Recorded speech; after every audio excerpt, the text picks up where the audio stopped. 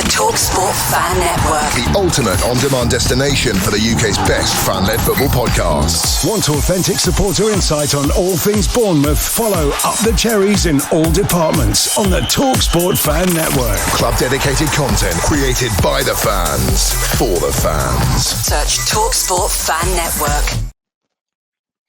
Welcome back to the show, all Cherries fans and Manchester United fans. We've got a very, very special show for you today here on Up the Cherries in all departments. Now, before we get going, hit the like, hit the subscribe, hit the bell button below. It helps this channel to grow. Also, do check out our two sponsors. Firstly, our sponsors, Touchpoint Telecoms. You can find them at touchpointtelecoms.co.uk. Get in contact with Mark and the team for all your business telephone needs, from Somerset to Berkshire to Dorset to Wiltshire and everywhere in between, and also a lot further north. Manchester United fans, if you want a business telephone line, get in contact with him. Also, thank you to our sponsors, Dental on the Banks. You can find them at dentalonthebanks.co.uk for all your teeth needs, you'll say. So do check them out as well. Now, we do have Manchester United coming up this weekend. Of course, last time out, a bit of a bore draw against a 10-man Crystal Palace. Should we have beaten them? Most definitely. But we've got the chance to reignite the European dream this weekend against Manchester United, who are already living, well, you could say their European dream was back in 1999 when they won the Champions League as part of the treble. Of course, they are also in Europe this season, and they are fighting for the Europa League. Now, I do have a very, very special guest on this show today. Now, my special guest is a member of the Slow Readers Club. They're on tour at the moment, and it is a pleasure to welcome on to the show from the band, Jim Ryan. Welcome to the show, Jim. How you doing, mate? I'm good, mate. How are you? Yeah, all good, all good. And thank you so much for joining us on this special show. Jim, before we get going, do tell us a little bit about where you are at the moment and the story this morning. I'm in the back of a van. We're on the way. We've got a show in Cologne tonight. So we should be there now, really. But the van wouldn't start this morning. So one of the locals got some jump leads. He actually made us wait till he finished working on this pub that he was in, because we were parked on the street outside. And then once he'd finished work, he got some jump leads and jump started us. So we gave him a crate of beer. So we're about 2 hours behind, but we're only 30 minutes outside of Cologne. We're stuck in some. I don't know if you can see. We're just on the we're on the motorway outside of Cologne now. So we'll get in there, unload quick, and get sound checks ready for tonight. Awesome. Yeah, and then we're off to Hamburg tomorrow. So both sold out shows, so it should be good. No problem. Well, I'm guessing that will you be watching this weekend's game against AFC Bournemouth? A bit like that. I'll be watching it like that. Yeah. But I think everyone knows we're like I've just mentioned, and off air, we're a Thursday night team at the minute. Yeah. Everything points towards Thursday night. So I hope, obviously, we get a win just to take us some good momentum into the game. But I think it'll be a much changed team. And yeah, if we get beat, I don't think anyone would be really too bothered as long as we get some kind of result on Thursday. I think that's just where we are at the minute, I think. No, fair enough. Well, of course, you are originally from Manchester. And yeah. I was having a little read, actually. You could have become a City fan. Do tell us about the story of how you did support United, though. Well, yeah, so my dad's a City fan. But he didn't force me to support City when we was kids. He just left me to it, kind of thing. And yeah, I think I've mentioned this before, but when I was born, there's a hospital in Manchester called St Mary's Hospital, down like Rusholme Way. and did the usual, took me to the window, pointed where Main Road was, when it was obviously just newly born. But obviously, it didn't work. And then my uncle had a season ticket for United, just knocked on our house one day and asked my mum if me or my brother wanted to go. My brother's not interested in football. So I went to Old Trafford with him, and then United since then. I've never really sort of, even as a kid, I've never had any sort of City tops or anything like that. My dad never forced City on me. It was just, It was always United. But to be fair, my dad's a good City fan. He's not, I don't know, I'll swear if I say it, but he's not an idiot City fan, let's just say. He's a good one. He's not a bitter one. Yeah. No, but fair enough. Fair enough. Well, growing up, of course, Manchester United were in their golden years, the golden generation under Sir Alex Ferguson. Who were the childhood heroes growing up? Just the usual. Earliest sort of memories, it would be Brian Robson, and then likes of Mark Hughes, but then that was sort of ruined with his association with City after that. Especially the big kickoff he had when we beat him at Old Trafford with the last-minute Michael Owen winner, and you could see this footage of him, and he's fuming about how much Fergie time got added on. But so originally Brian Robson, Mark Hughes, like I just said, I really like Paul Ince. But then, like from the proper dominant teams, I absolutely love Paul Scholes, and Roy Keane. The sort of usual suspects, really. Ruud van Nistelrooy is another one. I know he didn't spend years and years at Old Trafford, but I love Ruud van Nistelrooy. But yeah, loads of I could reel them up because we were so successful. Everyone could get a mention in their own way, really, couldn't they? Well, yes, most definitely. And there, of course, has been some games which, stand out for every football fan. Everybody can remember that win against Bayern Munich in 1999, I believe it was, when Bayern Munich were, I think, was it 89 minutes the comeback was on? Or was it even later than that? I think it was a little. I think the first goal might have been then, considering we were getting beat last minute, and then we went on and won, and we won the Champions League, we won the treble. So, I'm sure every United fan who was, around for that moment would say that was the biggest moment in certainly in their lifetime. But other games I've mentioned before, we had a game against Blackburn at Ewood Park, and we were getting beat. I think it was Roque Santa Cruz scored a goal, and we were getting beat 1-0, and it was the time when we were challenging Chelsea for the league, and we were just in front of them. But a defeat would have meant that they took advantage then. And then Tevez equalised, I think it was about 85 minutes or something like that. And I was there that night at Ewood Park, and we had the full stand. It was full of United fans because obviously it's only a little trip down the road. And I just remember that goal going in, and then I might have been on the 20th row back or something, and ended up half hung over the advertising boards. And then Stewart's pushing us all back on just because of the rush of scoring. It wasn't like trying to invade the pitch or anything like that. And then obviously, we nearly got a winner. I think West Brom might have nearly got a winner for us right in the last seconds. But that was, me personally, a game of emotion at the game and everything. That was just unreal because it was an away game. What you'd class as like the proper hardcore United fans were there, and just singing all the way through the game and stuff like that. So that game just sticks out to me when people ask about one of my favourite games, whether I've watched it or been to.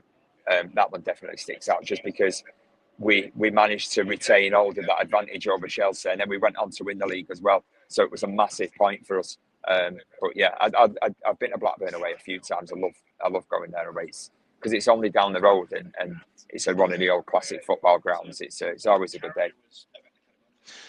Very quickly, actually, talking about classic grounds, Old Trafford for me is a classic ground. Of course, it's developed over time, but there is this talk from Jim Ratcliffe with regards to a new stadium. Yeah. Are you all for this, or are you like me, where it would just be such a loss? We've seen Goodison Park disappearing this season. to see Old Trafford Yeah. disappear as well, it'd just be football's just changing Yeah, for the worse. I'm torn really but if you were to ask me to jump off the fence, I'd probably jump onto the side of we need a new stadium. Not because, again, I'm fully with you on the history and everything like that. But you walk around Old Trafford, you look at it, and it's at one point it was the best stadium in the country, and it's just not there anymore.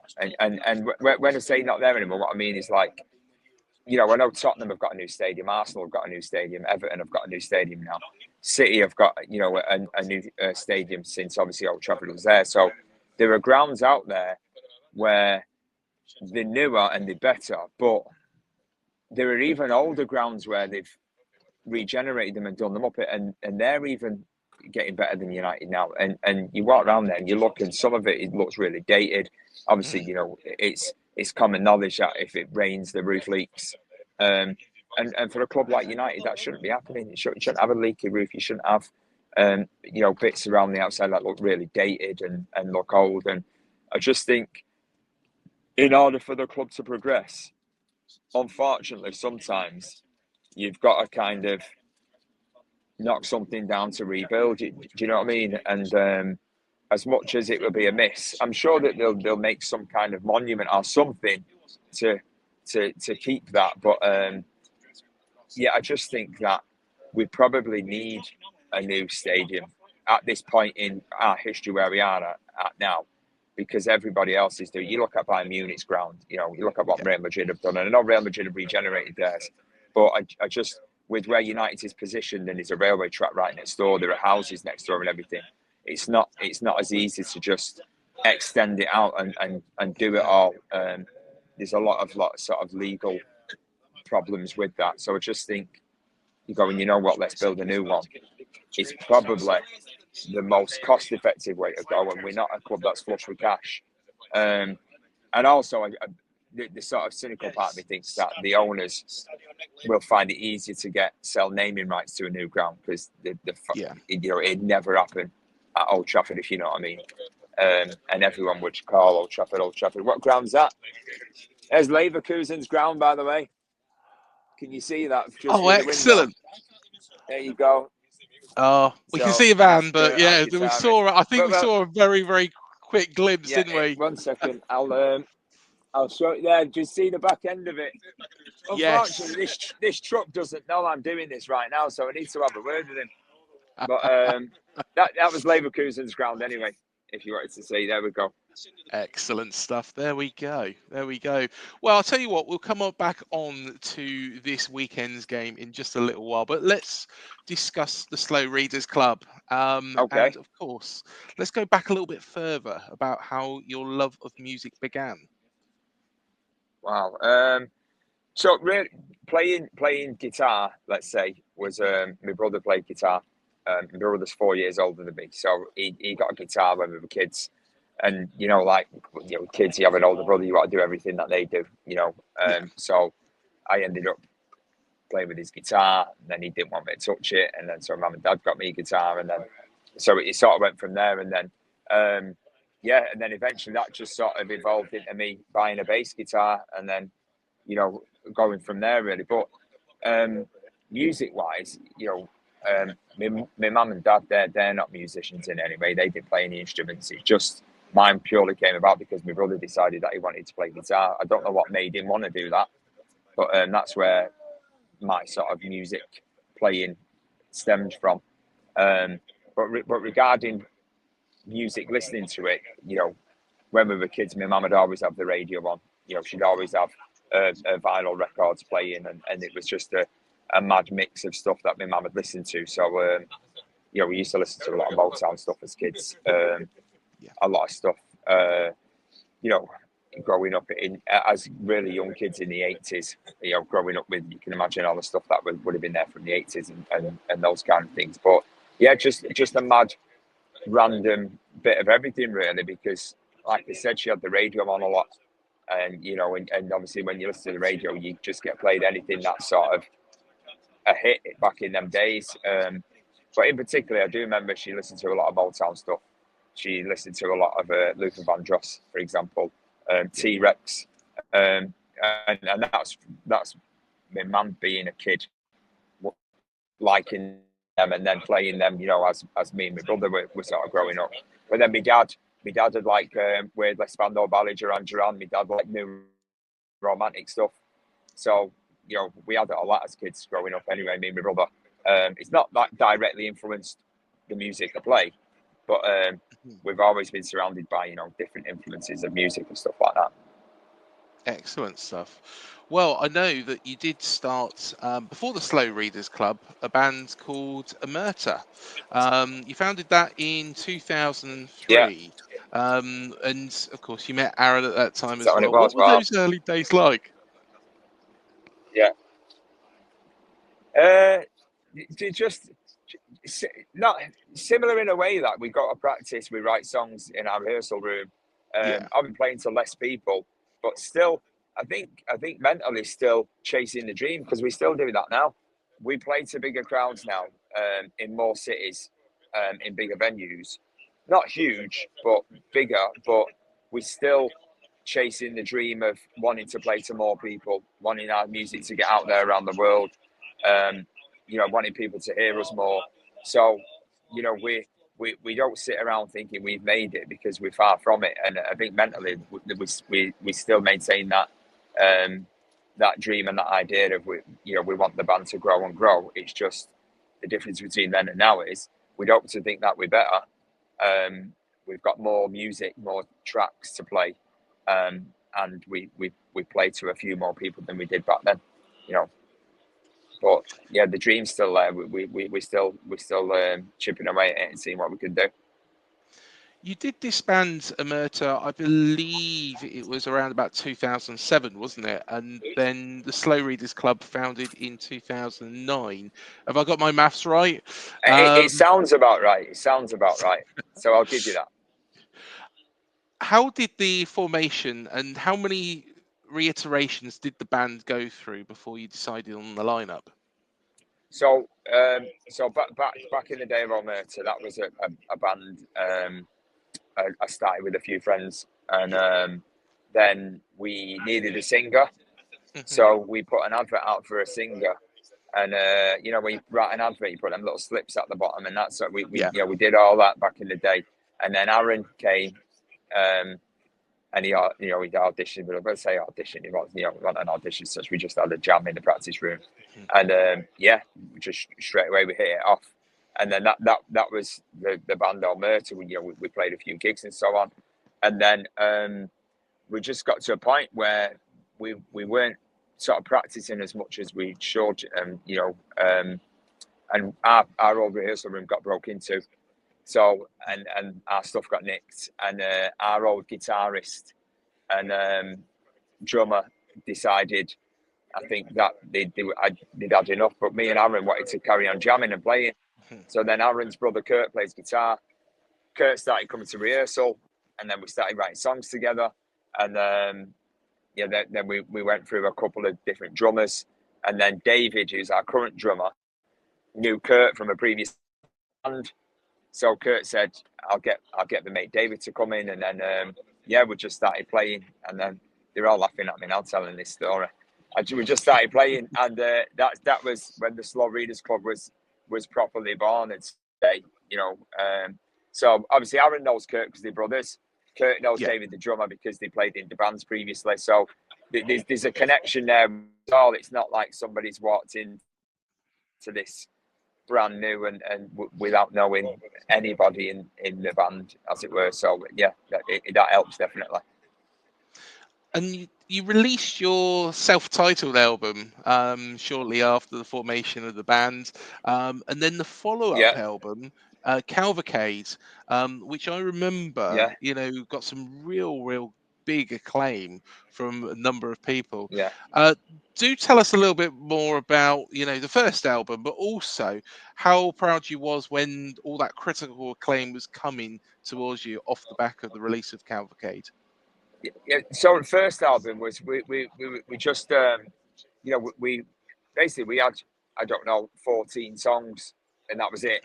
So we just said, well, and we didn't have any record label or anything like that. You know, we didn't have anything going, Yeah. and we just said, well, what do we do with these? And then the natural thing was, well, you're supposed to record an album, aren't you? You know, so we went to record for a bridge at the tunnel. 1 minute, can you still hear me? Yeah. Yeah, I can still hear you. Right, I can still hear you. so I can't see you. Signal. We're just approaching the light at the end of the tunnel now. Here we go. Anyway, so one of the lads has just put the torch on. So we just went and recorded those songs, and then that sort of was our self-titled debut album. We didn't release it as such. We just made a load of CDs and got a load of booklets done and all that, and we were just selling those at gigs. So if we did a gig, we'd have a box at the front, and people would buy them off us for a £5 or whatever it was. Then fast forward a couple of years, and we got to a point where we had another bunch of songs, and it's like, well, we just may as well go and record them again, and again, no label or anything like that. We just went in the studio with a bloke we know called Phil, who is a producer, and then we recorded these songs. And again, we made an album. We were selling that at shows, and then I think one of the members of the band, Jim Glennie, is the bass player. He'd heard one of our songs somewhere. I Saw a Ghost is the song, and just out of the blue, we got invited to go and support them around the UK on, I think, 13 shows. And for us, that was massive. We'd never had a break like that before. We'd never had anyone say come and support us or anything like that. And when you look at the venues they were playing, the venues were, some of them are 4,000, 5,000 capacity venues, and we were, I'd say, we had a bit of a fan base of our own, but this was an opportunity to start not stealing, but getting more fans from James, and so that for us was probably our biggest break, getting that support tour and doing those dates all around the UK, and then. The reason why Cavalcade is so sort of revered amongst our fans is that was the CD we had. So when we were doing the James shows, we were standing at their merch desk after the shows, selling our CDs from that desk. And we have a guy who helps us called Justin, who was doing that for us. And so a lot of our fans, that's the first time they heard us. And Cavalcade is the album that introduced them to us. So I think that's why a lot of people like it as well. So yeah, we just had that tour, and we had those albums as CDs made, and we were selling them at the gigs just ourselves, and that's how we sort of we got a little bit of momentum from that, and it sort of all really stemmed from there, I suppose. And that did lead for you to be signed by Modern Sky, if I'm right in thinking. I ask this question, Jim, to everybody who I speak to when they are signed, and some people's, answers are very, very different. It all stayed the same. Some people turn around and say the record company tried to change certain things. When you did sign to Modern Sky, were you quite happy with the freedom of the music that you was creating, or was there changes that was dictated to you?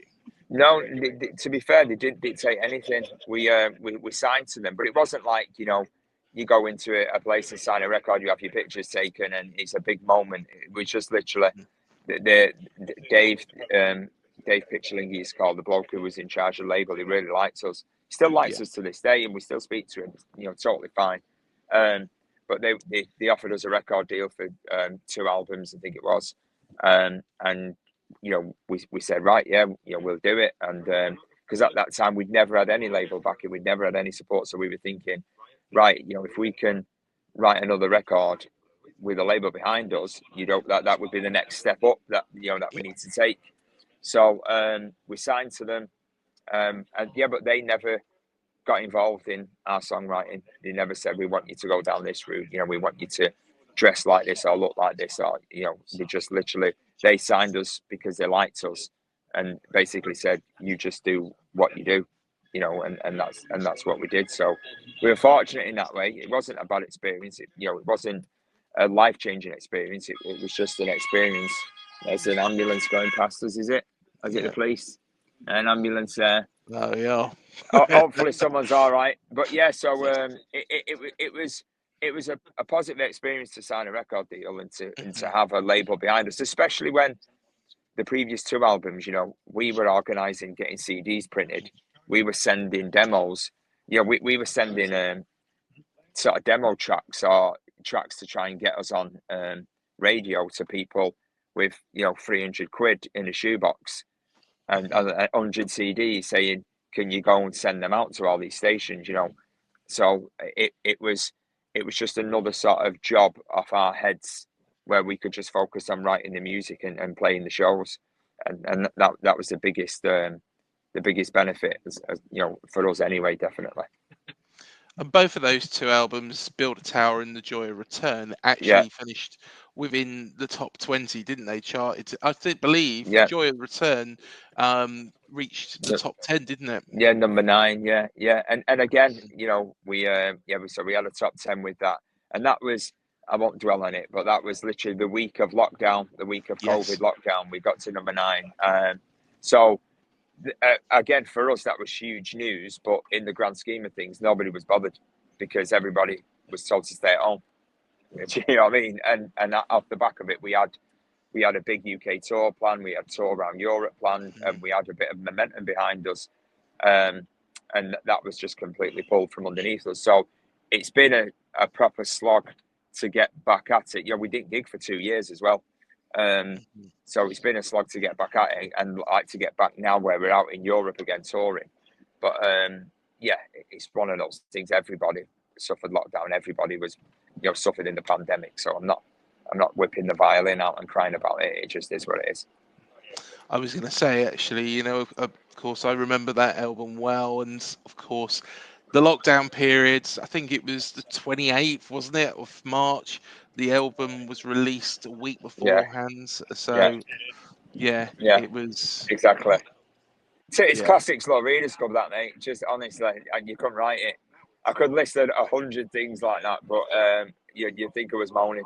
But yeah, anyway, it's happened. But one of the sort of positives from that experience is we, as we were locked down, it encouraged us to sort of write remotely. So we started using things like WhatsApp a little bit more, or Zoom, but, you know, like everyone did, where, you know, we'd write little bits of stuff at home, and then we ended up getting into the studio in the summer of 2020, and we recorded like a bit of a mini album called 91 Days in Isolation, weirdly enough, because it was 91 days from a lockdown. It took us to write those songs, which, you know, was a quick turnaround, really, considering that we didn't actually physically go in the same room together until we started recording them. So that sort of mini album came off the back of that. And then, you know, fast forward, I think, another 18 months, and then we were back to normality where we could do some shows. Yeah.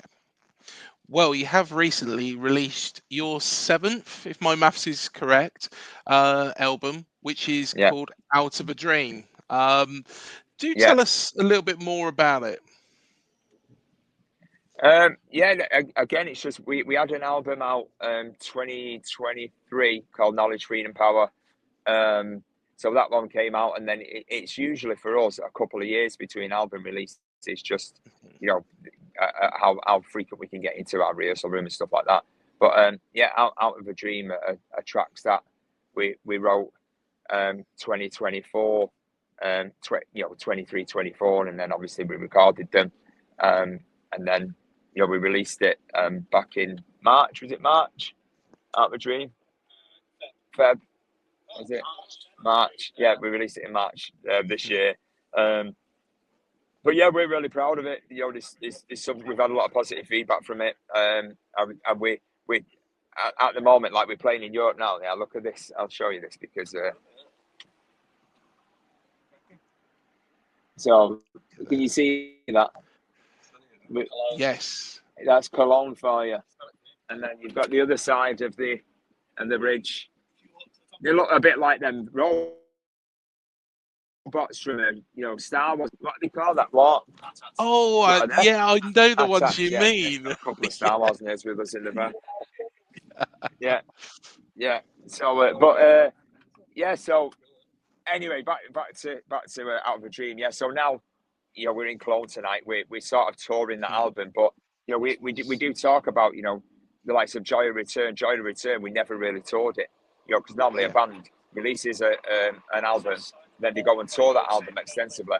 So Joy of a Return, 91 Days in Isolation, never really got a chance to be toured. So when we're picking tracks to play on this tour now, it's getting really difficult because, you know, we've got, like you just said, 7 albums worth of tracks to pick.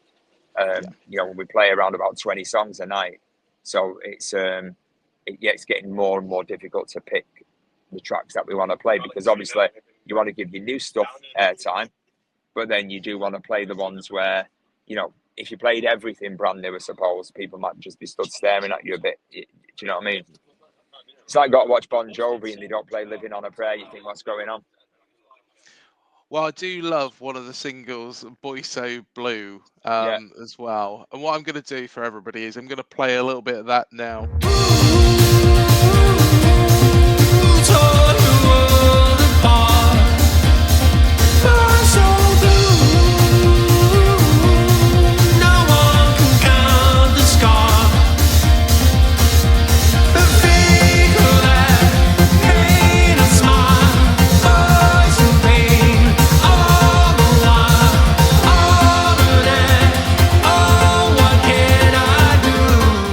So red and black, then, and it might associate with your fans a bit better, mightn't it? Well, exactly. Why did you not say both of us? Yeah. Well, what, you know, Boy So Blue. You know, are you worried? I've spoken to Peter Hooton from the farm, and actually, he wasn't too bad about. You know, he didn't mind it too much. But Altogether Now was actually used. He's a Liverpool fan. Was used by Everton. Are you worried that if you do, you know, could Man City potentially do the same? Would you? Well, be you never know. You never know.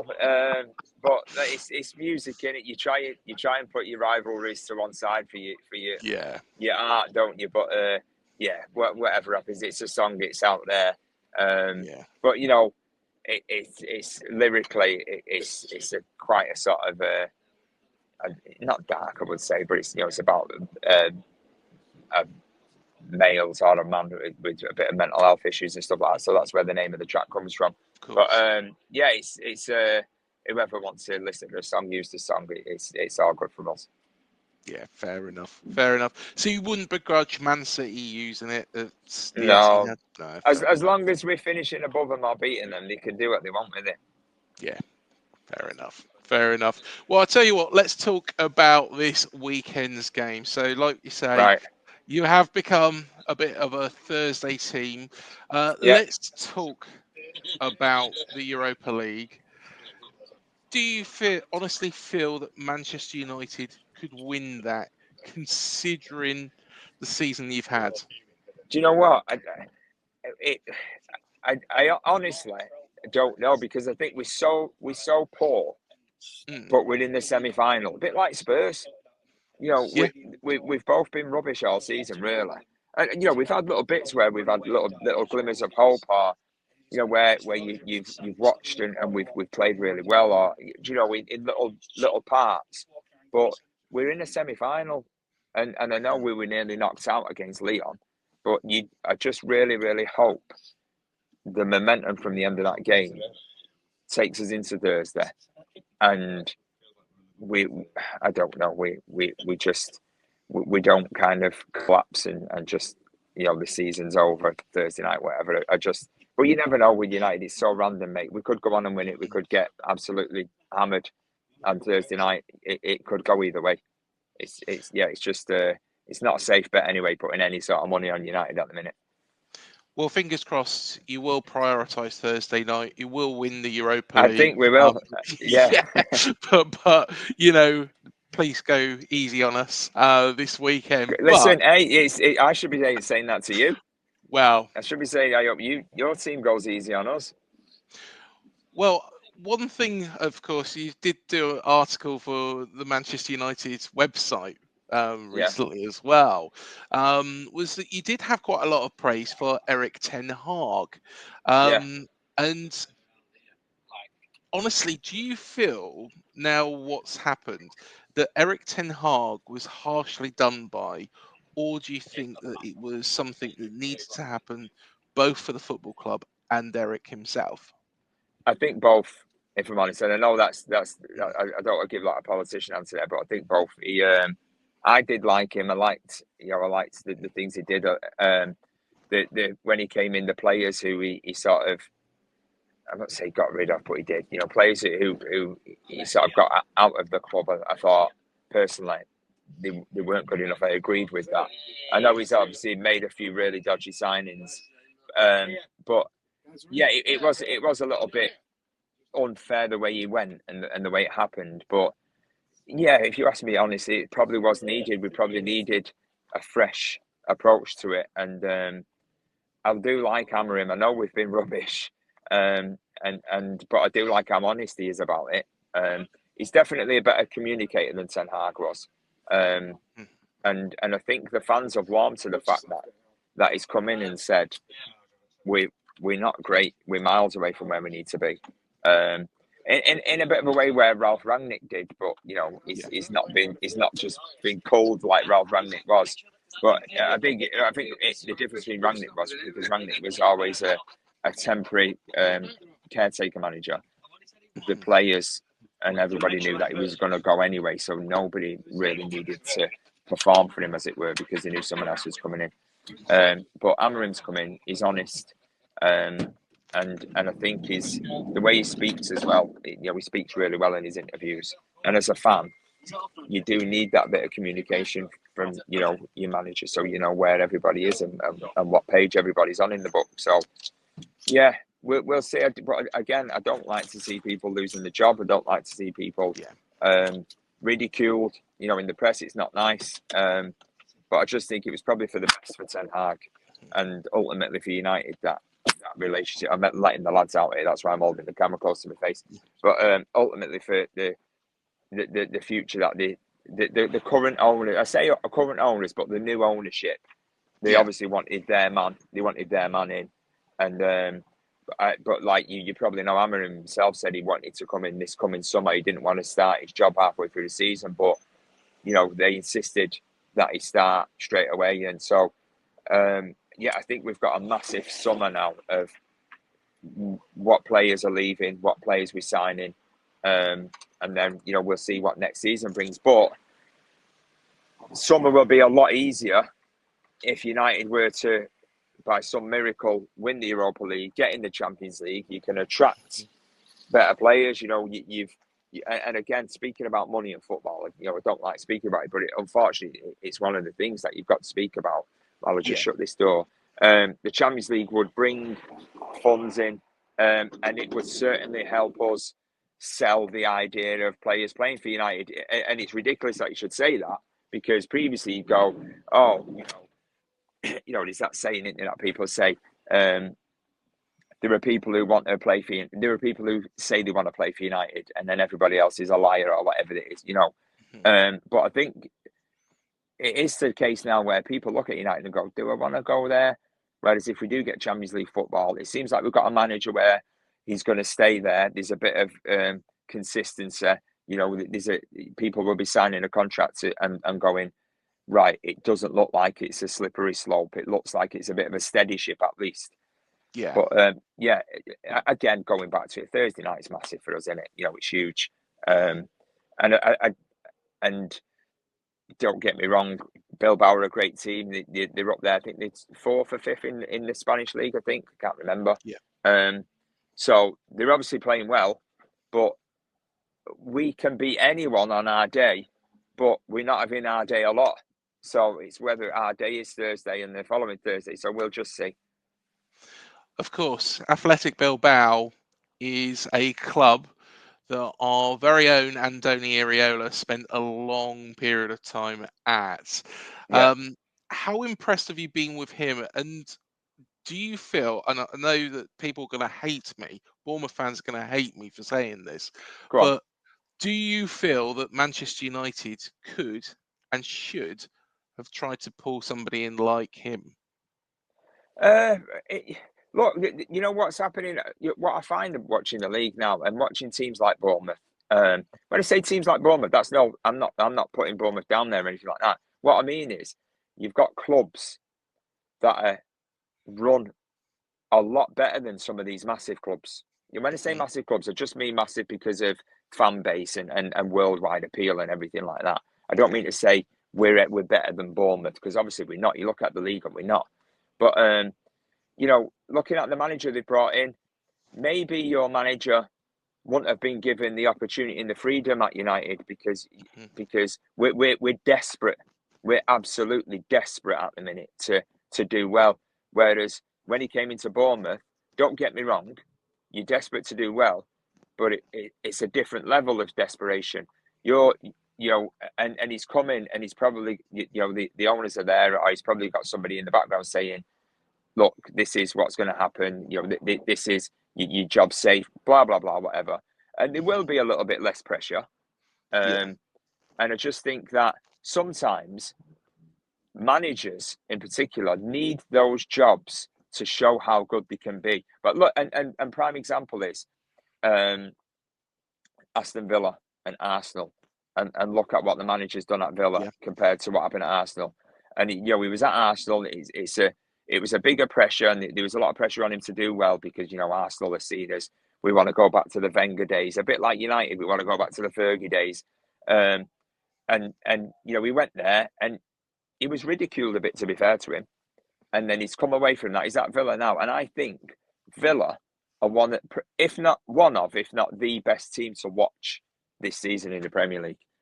To actually watch how they play, you've got some amazing players, and it's Unai Emery's done an amazing job there. And again, similar in your case, I watched Bournemouth dick us 3-0 earlier in the season, and I've seen you play other games, and Bournemouth can turn up and they can beat anyone. And I think that's the beauty of the Premier League. Honestly, I'm not just saying that because I'm on a Bournemouth channel, but you could turn up, and if you're on your day, you can beat anybody. And that's the beauty of the league, where it brings so much of that. And again, a lot of it is down to your manager. Your manager's got the organisation, got the players in, got them playing in a way, whether it's playing with freedom or whether it's playing in a way where it's more structured. Who knows what goes on in the training ground, but obviously something's going right because, look, I know back in the days you had Eddie Howe and stuff like that, but you go back a few years and then you look at where you are now, it's complete chalk and cheese. It's like, it's unreal where you are now, really, if you think about it. Oh, definitely. And Jim, do you know what? If I could bottle up everything that you said there and send it to Andoni Iraola, because Spurs fans think that they've probably got him, and the pressure at Spurs will be absolutely ridiculous. Considering and there's Daniel Levy as well. Daniel Levy's at Spurs. Exactly. I just think sometimes these people in football need to have a look and go, the grass isn't always greener. And it's not. And I think for your manager, Unai Emery is the prime example.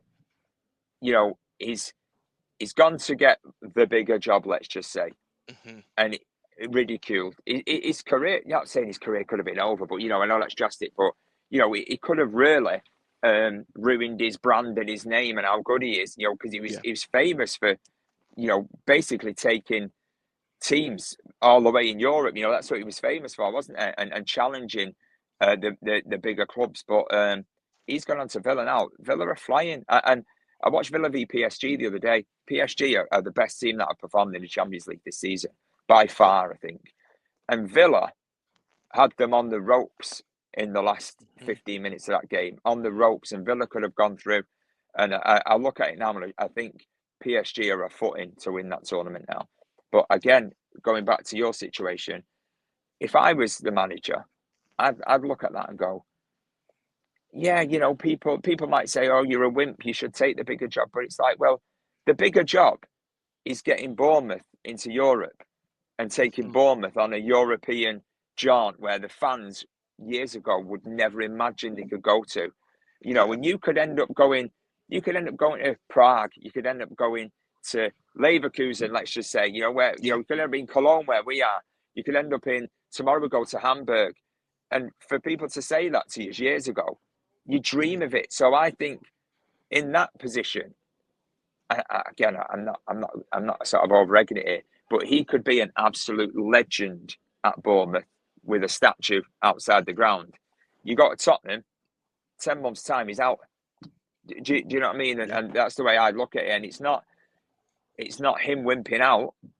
It's him saying, actually, the bigger job is getting Bournemouth into Europe and taking us on a run, and then solidifying that and consistently getting into Europe, consistently going far in domestic cup competitions, and consistently being a Premier League team, instead of starting the season going, are we going to go down this season? Are we going to stay up? Do you know? And with no disrespect to Bournemouth, but for me, that's a bigger job. That's a bigger challenge than going to Spurs and trying to do something well with Spurs. And again, no disrespect to Spurs either. But I'm talking a lot here. I apologise. I'm waffling. I do apologise. Do you know what? When I start talking about football, mate, I can't help it. I just fucking, my head goes. Jim, Andoni needs to listen to every single thing you've said there, because I tell you what, him taking us on a tour to Cologne, Hamburg, like you say, you know, a club which 17 years ago would have been going on a tour to Morecambe and that Aldershot town. So exactly. Yeah, it's a bit of an improvement, isn't it? But I tell you what, let's also compare. Bournemouth have got a very, very young squad. We are probably going to lose a couple of those youngsters in the summer.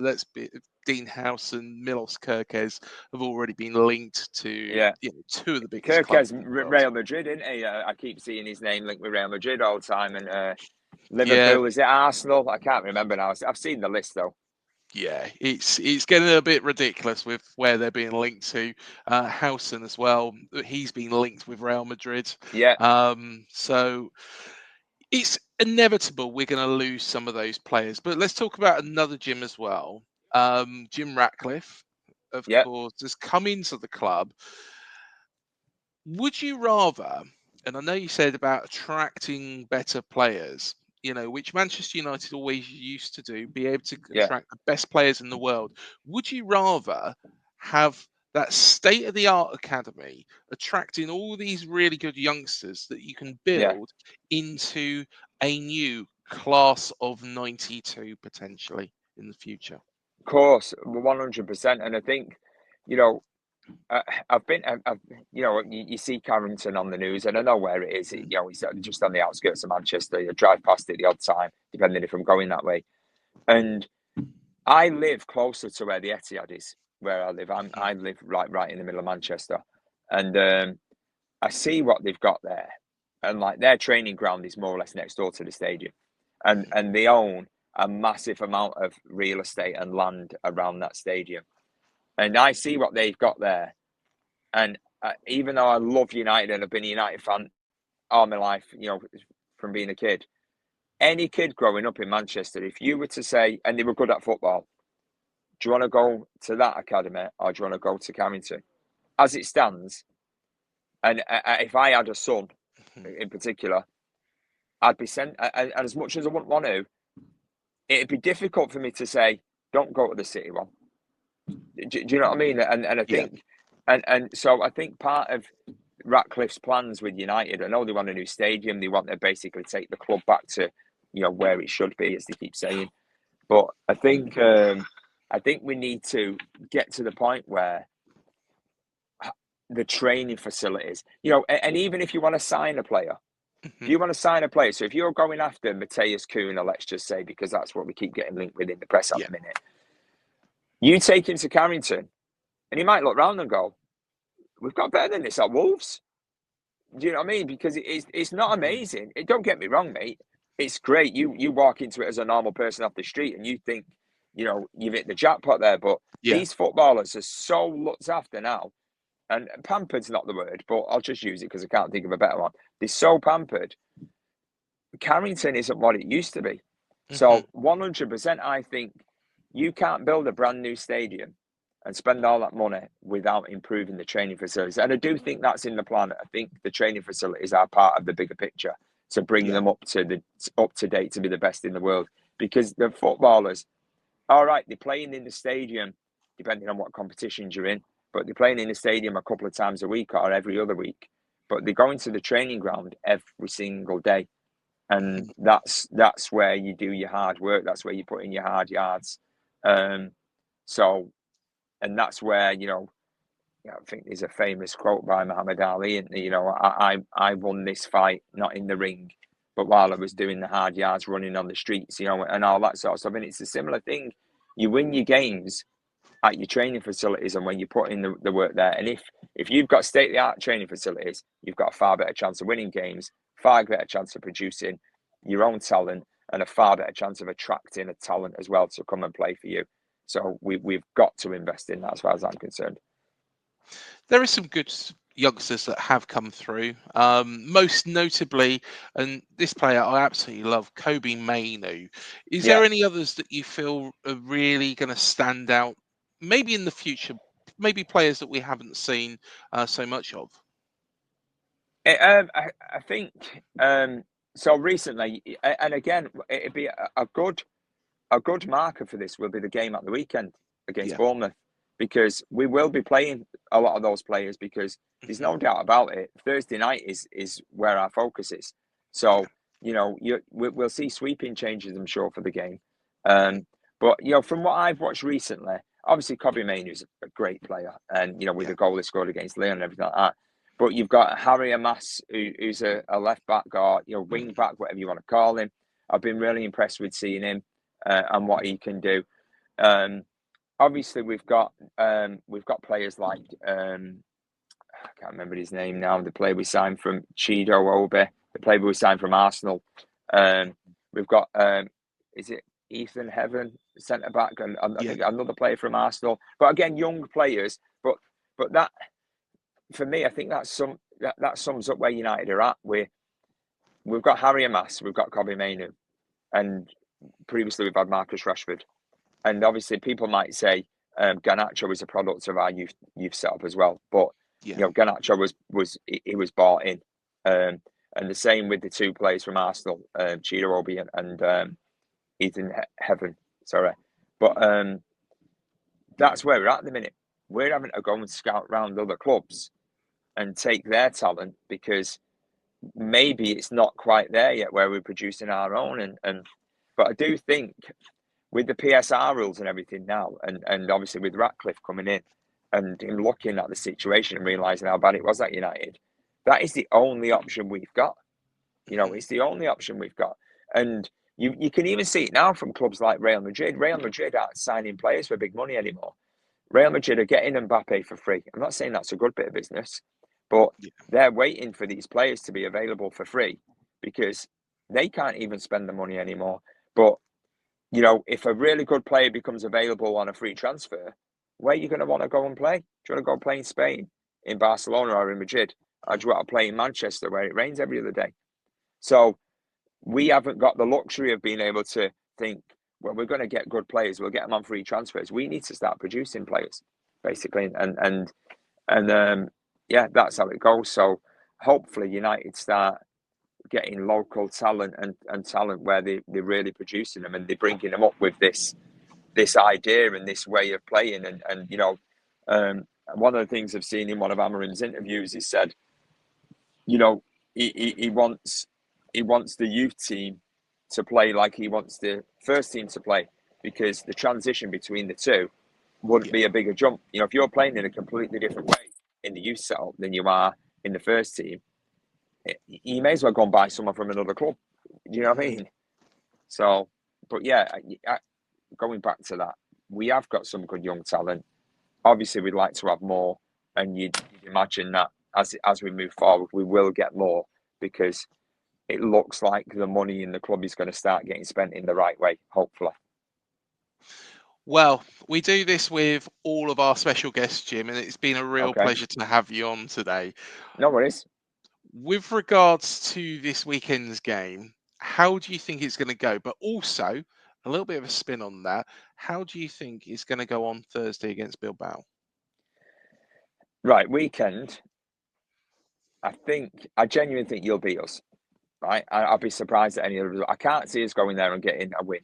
We might get a draw, but in my head, I've dealt with the fact you're going to beat us. So anything else would be a bonus. But again, and I'm not just saying this because I'm on this channel, if Bournemouth win, good luck to them. Get as high up the table as you can. Push for European places. Do you know what I mean? If that's the case, fair play. Going to Thursday, like I said, it could be anything. But as you'll know as a football fan, you always fancy your own team. Even if Bournemouth play Real Madrid tomorrow, even if Bournemouth play PSG tomorrow, you'd go to that game and you probably stick a bet on Bournemouth to win, because that's what football does to you. You go in there, you go, I fancy us today. If you get a first goal, and that's how I think about Thursday. I do fancy us, but it's not going to be easy. But again, I wouldn't be surprised if we go and win, if we draw, or if we get beat. That's just United this season. But obviously, I hope we win. I really do. No, fair and then enough. come back to Old Trafford with a decent, ideally a couple of goals would be perfect. But we'll see. Well, fingers crossed for you for Thursday night. Cheers, mate. Not crossing my fingers, of course, No, for yes, the weekend listen, fair play for to you. Oh, we want to win that. We want to try and get Europe ourselves and get the dream going. Can you imagine European football when mate? I've been as a fan. It's the best. It's the best feeling going away with your football club to these cities. It's just the best. It's the best feeling. And I'll tell you what, and I'm not just saying this because United are in the Europa League, but the Conference League and the Europa League, you get to go to cities where you would never go on a weekend away with your missus, if you know what I mean. Yeah. If whether Bournemouth are playing well or not, you're probably going to go and do a weekend in Madrid at some point. You're probably going to do a weekend in Barcelona. You're probably going to visit Munich or Berlin,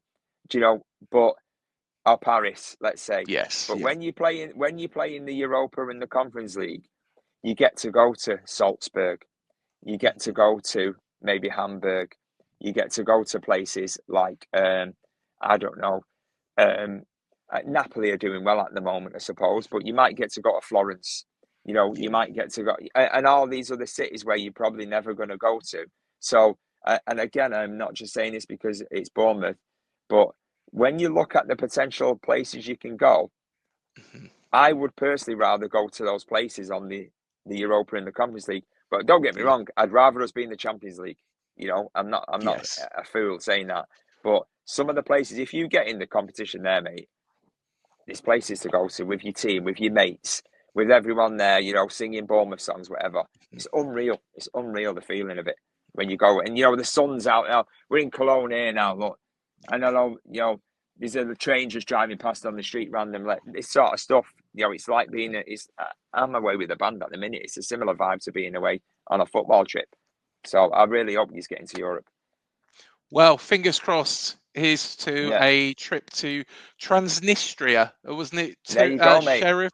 There we go. Nobody would ever expect that. You'd never go there in your life, apart from when your football team goes there, you go.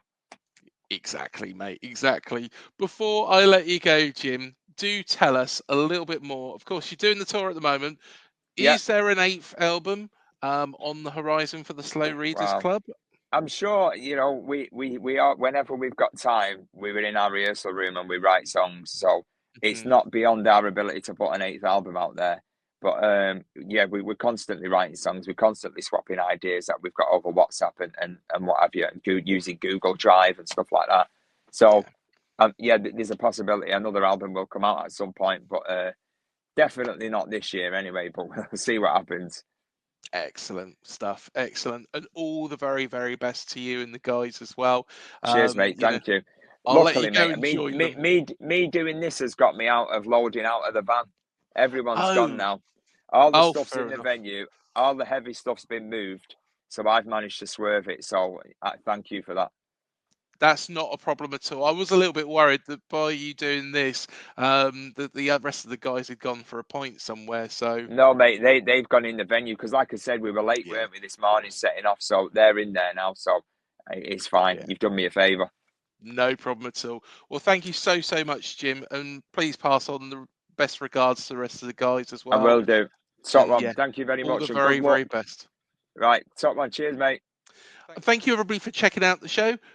Hit the like, hit the subscribe, hit the bell button below. It does help us to grow. thank you again to Jim. Also, check out all the links below of how you can get hold of the most recent album, and also check out all the rest of the stuff from the band as well. It's always a pleasure to have Jim on. Also, check out all of our other interviews. We've had loads of musicians. You can find them in the interview tab. I'm not going to go through the whole list, but we've had the Blue Tones, Hard Fight, Happy Mondays, Ocean Colour Scene, you name it, Yogi G and the Family Tree as well. So yeah, go check them out. It's in the description, in the interview tab, I should say. So until the next one, thank you for joining us.